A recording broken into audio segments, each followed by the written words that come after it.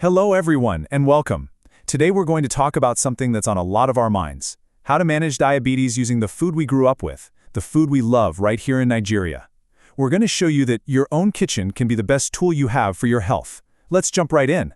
And this quote from Dr. Adaora Okonkwo just hits the nail on the head, doesn't it? The power to manage your health isn't in some fancy imported supermarket. No way.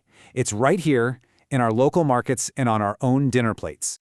Okay, so first things first. Let's get real about the situation. What is the actual reality for us here in Nigeria when we're living with diabetes and looking at our traditional food?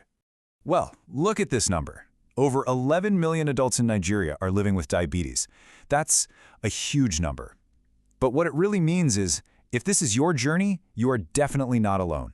This is a challenge so many of us share, which means the solutions can be shared too. So here's the real challenge, right? Many of our most beloved staples, I'm talking about our beautiful white rice, our fufu, our pounded yam, they're high in carbs that can make our blood sugar spike up really fast. And the goal, of course, is the complete opposite. We want stable, steady blood sugar to avoid all those long-term health problems. And it's often the things we do every day that add up.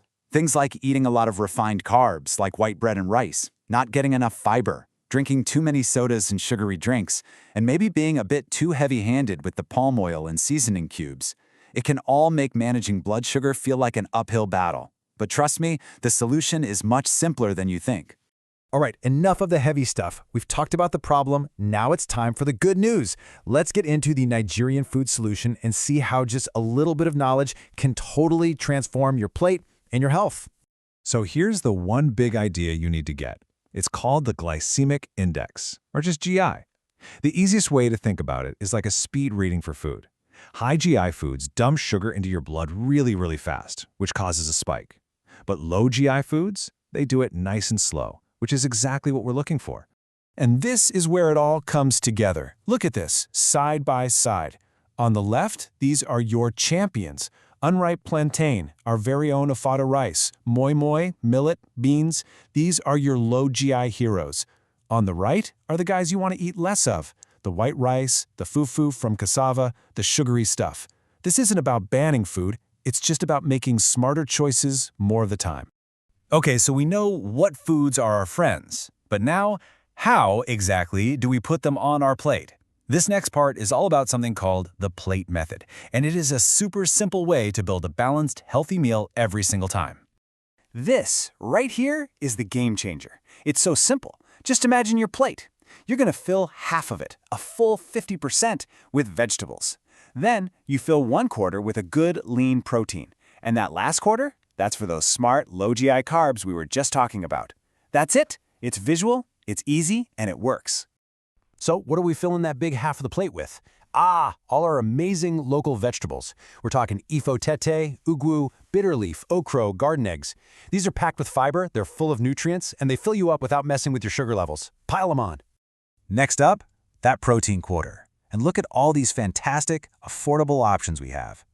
Beans are an absolute powerhouse. Think moi moi or akara. We've got fish like Titus and tilapia, skinless chicken, lean goat meat, eggs, and even our local wara soya. All of these are going to keep you full and satisfied. And finally, that last important quarter for our carbohydrates. This is where we bring in those smart, low GI energy sources.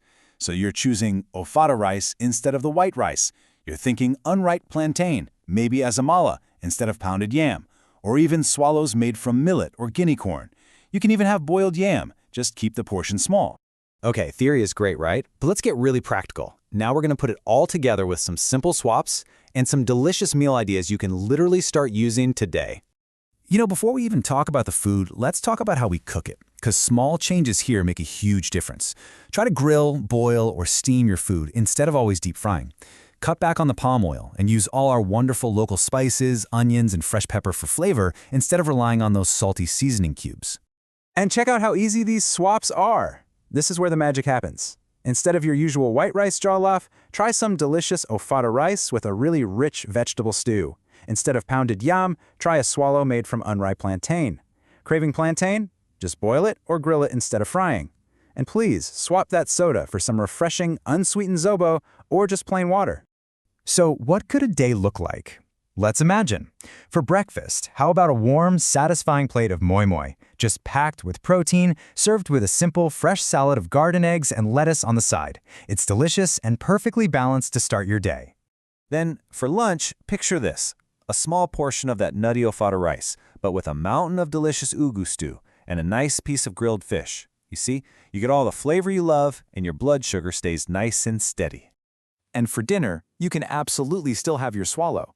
Just make it unripe plantain amala and serve it with a light, flavorful okra soup and some lean chicken. It's a classic meal, just made smarter for your health.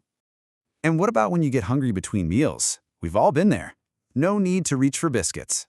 A small handful of boiled groundnuts, a garden egg with just a little bit of peanut butter, some sliced avocado, or even a simple boiled egg. These are fantastic, healthy choices to keep you going.